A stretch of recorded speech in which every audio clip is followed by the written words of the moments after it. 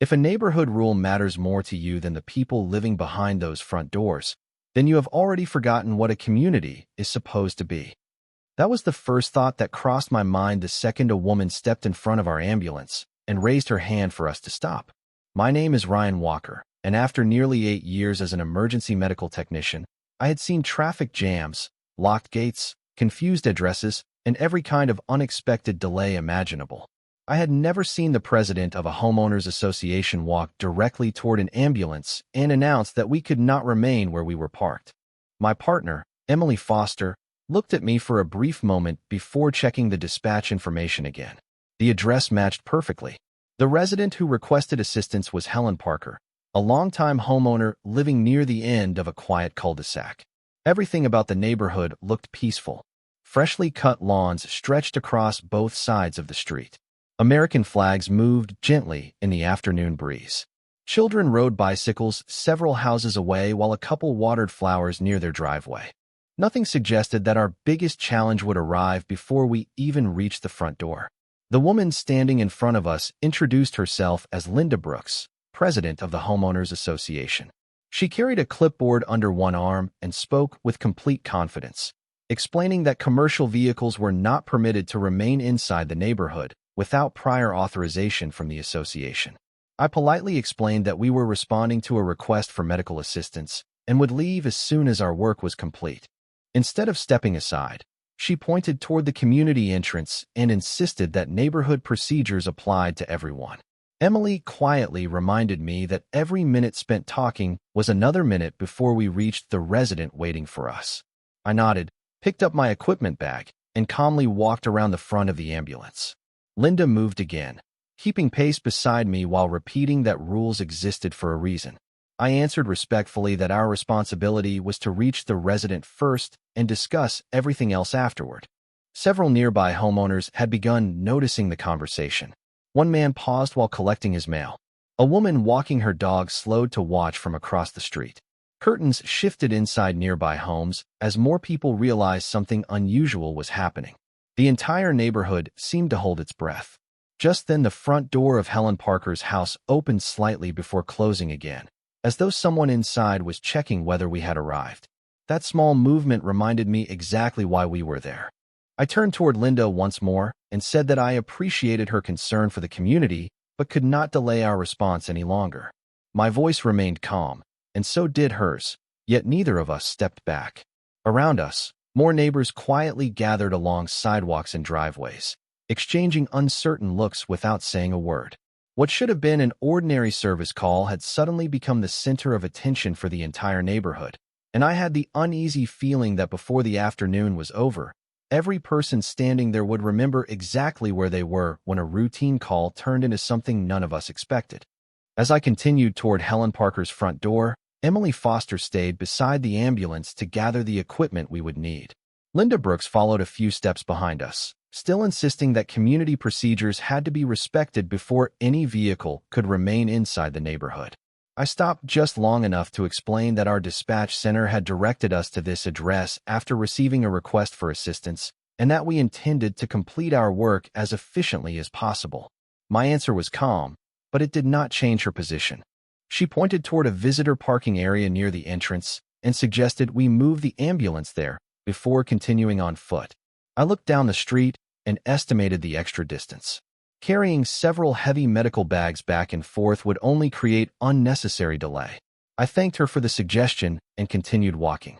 By now, several neighbors had stepped outside. Some stood quietly at the edge of their driveways while others watched from shaded front porches.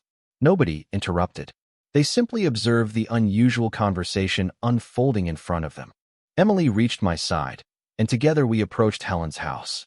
Before we could knock, the front door opened slowly. Helen smiled with visible relief when she saw us and apologized for the confusion outside. She explained that she had been waiting near the entrance after speaking with dispatch and had begun wondering whether we had been sent to the wrong address.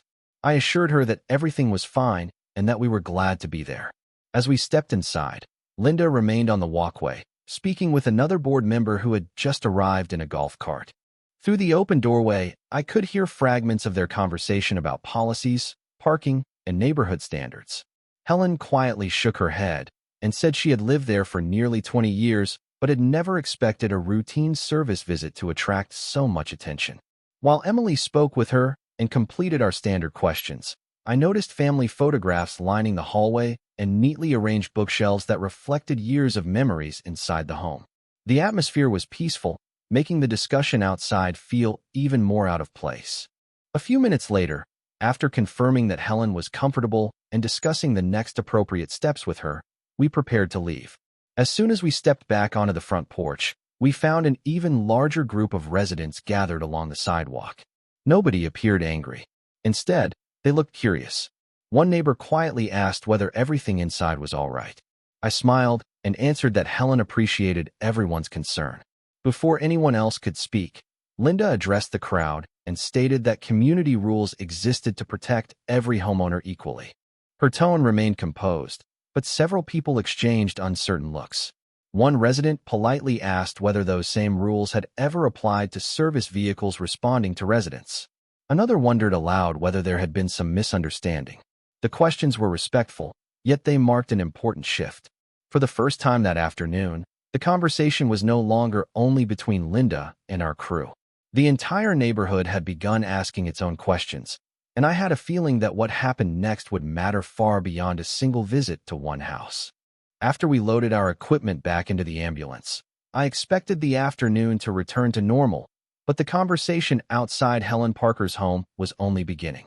Several neighbors remained on the sidewalk, speaking quietly among themselves while watching Linda Brooks organize papers on her clipboard. Nobody sounded confrontational. Instead, people seemed genuinely puzzled about how an ordinary service visit had turned into the center of attention for the entire subdivision. As Emily Foster completed the final notes from our visit, a resident named Sarah Mitchell approached us with a polite smile. She thanked us for responding so quickly and apologized that our arrival had been more complicated than it should have been. Then she mentioned something that immediately caught my attention.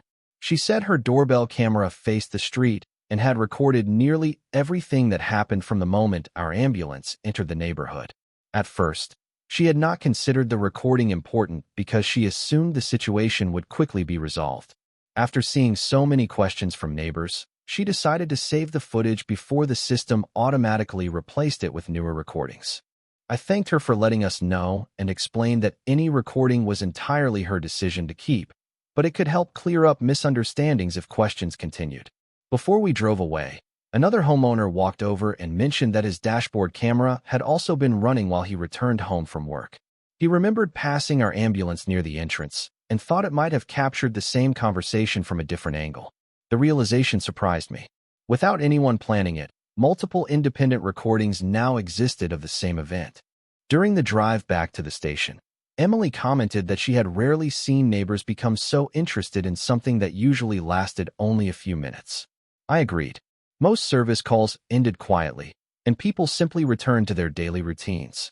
This time felt different because the discussion had expanded beyond a single interaction.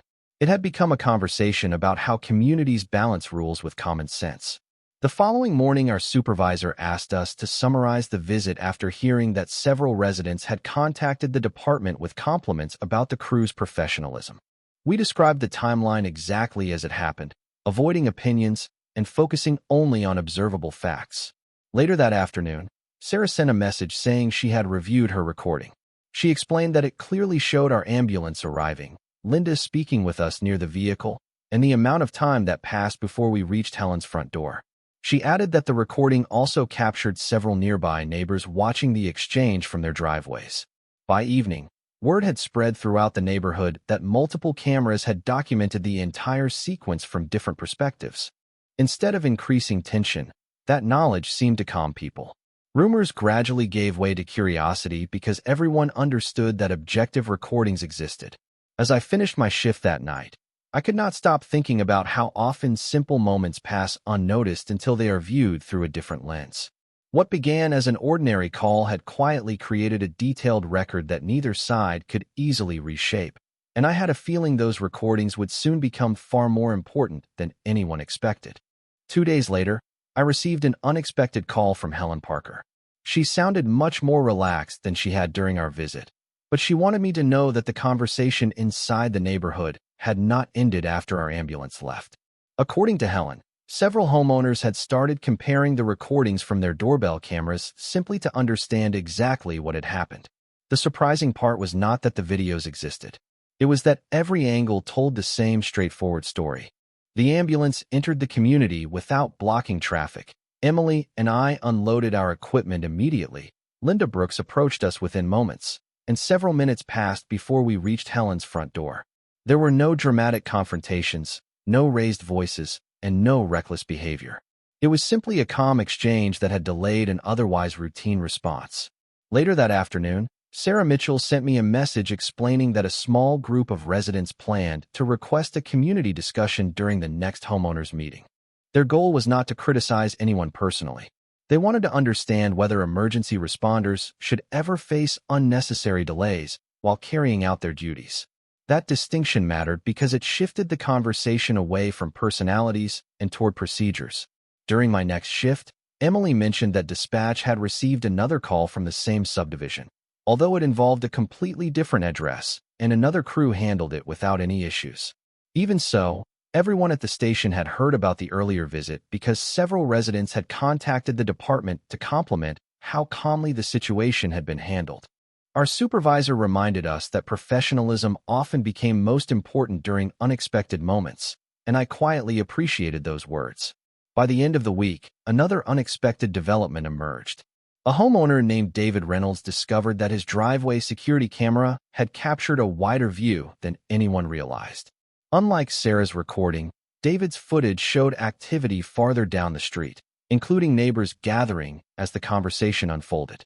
It also showed that traffic continued moving normally the entire time. Cars entered and exited the neighborhood without difficulty. Children continued riding bicycles on a nearby sidewalk, and nothing suggested that the ambulance had disrupted daily life. The recording added valuable context because it demonstrated that the situation remained orderly from beginning to end. Helen later told me that several residents watched both recordings together and reached the same conclusion independently. What they had initially heard through neighborhood conversations did not fully match what the cameras actually recorded. Instead of fueling more disagreement, the videos encouraged people to ask careful questions before accepting assumptions. Even homeowners who rarely attended community meetings began expressing interest in reviewing existing policies concerning service vehicles and emergency access. As I listened to these updates, I realized the story had quietly evolved beyond one afternoon outside a single house. It had become an opportunity for neighbors to examine how decisions were made and whether long-standing practices still reflected common sense. Before ending our conversation, Helen thanked me once again for remaining patient throughout the entire experience. I told her that patience had been the easiest part because everyone deserved to be treated with respect. What truly mattered now was whether the growing collection of clear recordings, consistent witness accounts, and ordinary observations would encourage the community to make thoughtful decisions based on facts instead of first impressions, and from everything I was hearing, that moment seemed to be getting closer every day. By the time the homeowners' meeting arrived, the room was noticeably fuller than usual. Residents who rarely attended had taken seats early, while others stood quietly along the back wall waiting to hear the discussion. I was there only because Helen Parker had invited me to answer questions if anyone wanted to understand what had happened from our perspective. Emily Foster came as well, and before the meeting started we agreed that we would simply describe the events exactly as we remembered them, without adding opinions or assumptions.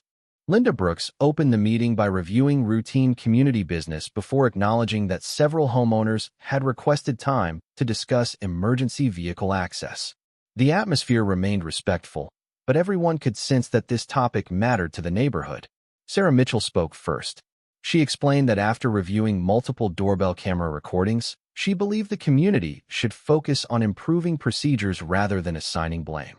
David Reynolds then shared portions of his driveway camera footage, which confirmed the timeline already established by other recordings. The videos consistently showed our ambulance arriving, parking safely, unloading equipment, and reaching Helen's home after a brief conversation near the street. Nothing in the recordings suggested disorder or unnecessary disruption. As the discussion continued, Another longtime resident stood and described a similar experience from several years earlier involving a utility crew that had also been questioned before beginning scheduled work. While the circumstances were different, the resident explained that confusion about community procedures seemed to arise whenever outside service providers entered the neighborhood. That observation shifted the conversation once again. Instead of debating one afternoon, homeowners began asking whether existing guidelines were clear enough for everyone to understand. One board member admitted that the written handbook did not specifically address many routine service situations and suggested that clearer language could prevent future misunderstandings. Helen quietly thanked the neighbors who had taken time to review the available recordings instead of relying on secondhand stories. She explained that simply seeing familiar faces gathered together to discuss practical solutions made her feel more connected to the community than she had in months. When someone asked me whether I would have handled anything differently, I answered honestly. I said that every neighborhood has its own customs, but our responsibility is always to reach the person requesting assistance as efficiently and respectfully as possible. I also explained that calm conversations usually accomplish far more than emotional reactions, especially when everyone is trying to solve the same problem. Several residents nodded in agreement. Before the meeting ended, the board voted to create a small committee of homeowners to review emergency access procedures, visitor guidance, and communication policies so future service providers would know exactly where to go without unnecessary confusion. The proposal received broad support from the room. As Emily and I walked toward the parking lot afterward, she smiled and said it was remarkable how a routine call had encouraged an entire neighborhood to rethink how it welcomed the people who came there simply to help. Looking back at the clubhouse, I realized the discussion had become much larger than one misunderstanding. The community was beginning to replace assumptions with clear expectations, and that simple change had the potential to make every future response smoother for residents, visitors, and the neighborhood alike. Several days after the community meeting, Helen Parker called to let me know that the review committee had already begun meeting with homeowners, board members, and local service providers to gather practical suggestions. She sounded optimistic for the first time since our initial visit, explaining that the discussions were focused on preventing confusion instead of revisiting old disagreements.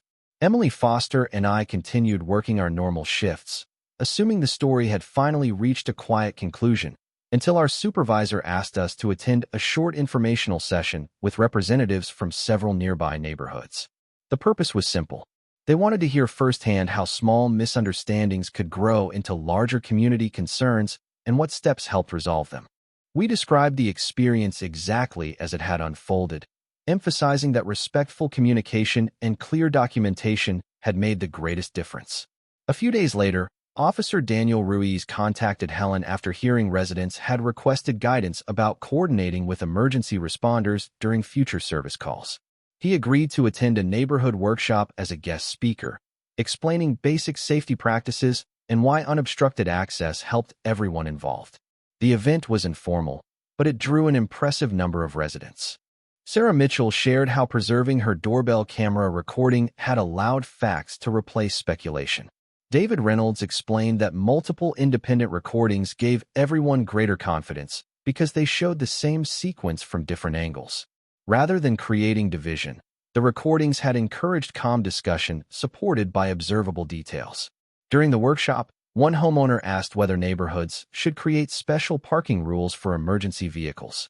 Officer Ruiz answered that every situation was different, but the most effective approach was to make sure responders could quickly reach the person requesting assistance while maintaining safe access for everyone else.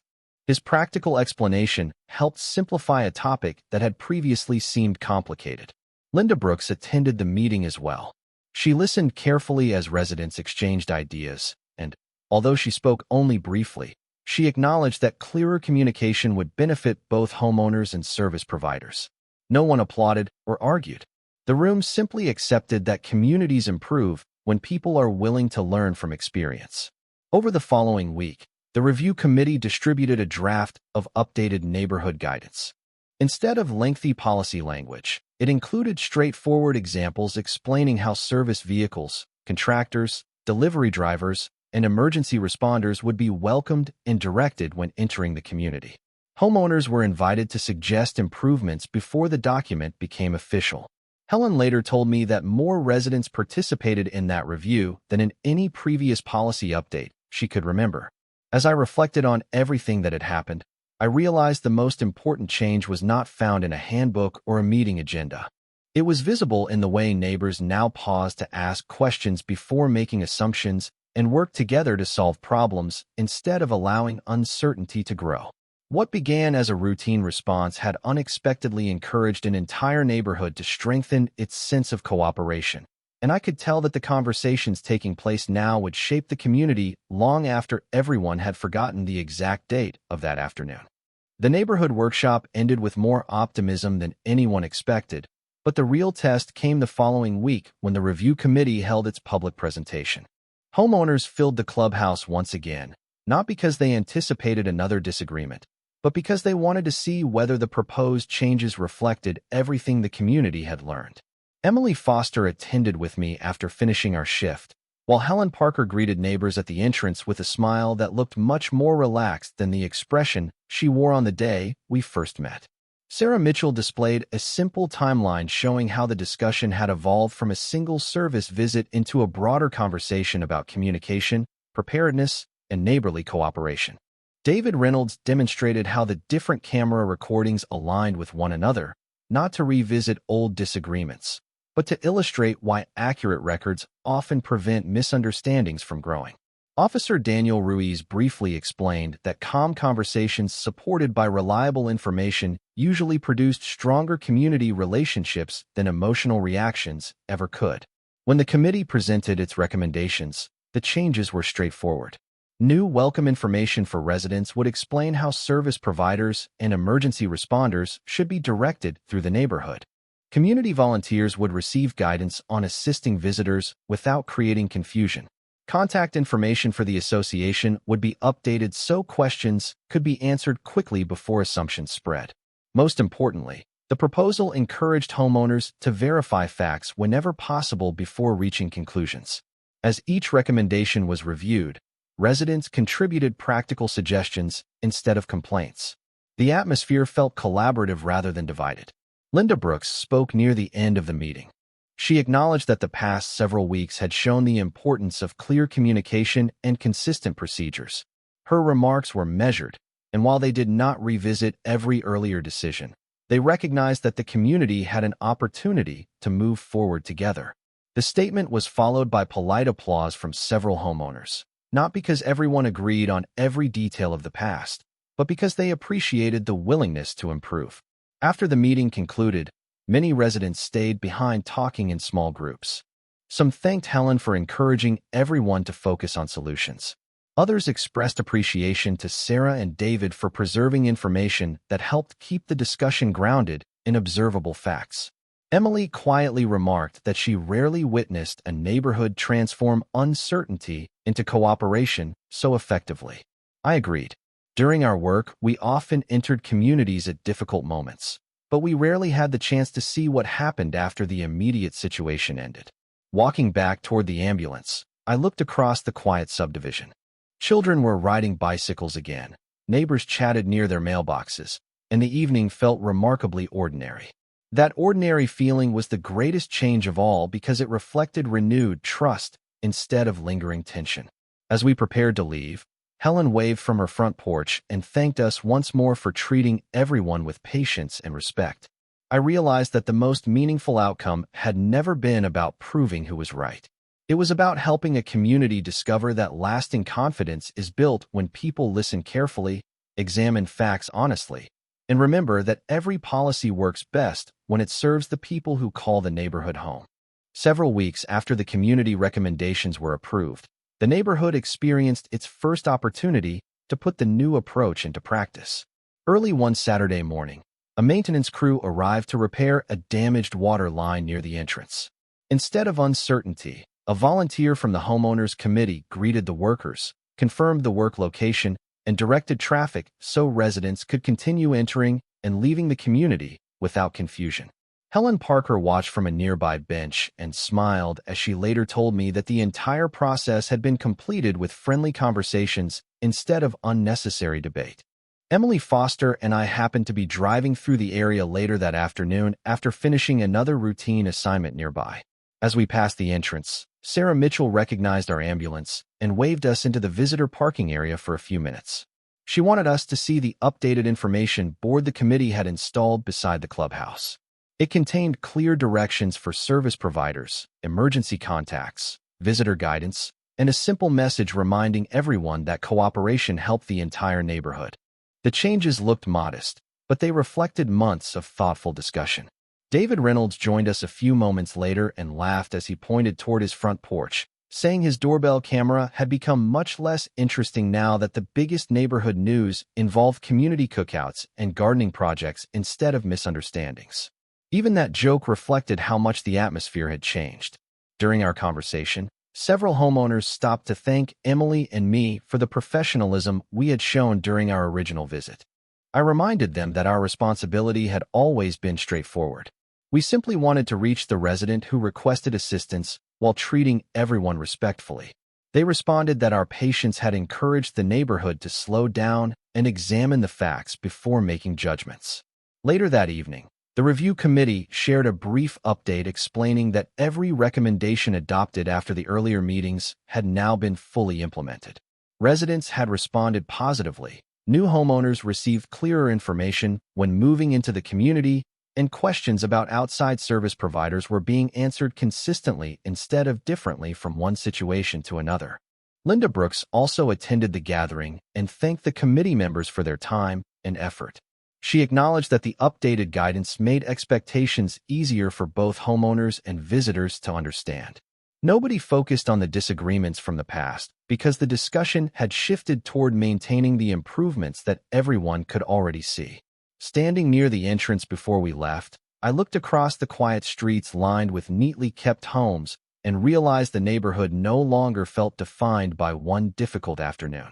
It had become known for something much more meaningful.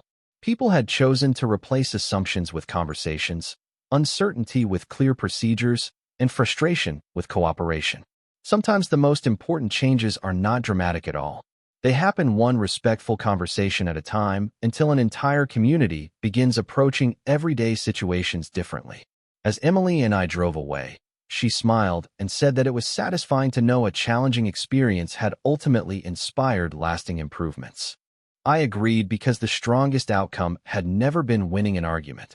It was watching an entire neighborhood discover that trust grows when people listen carefully, verify what they know, and remember that every rule should support the people it is meant to serve.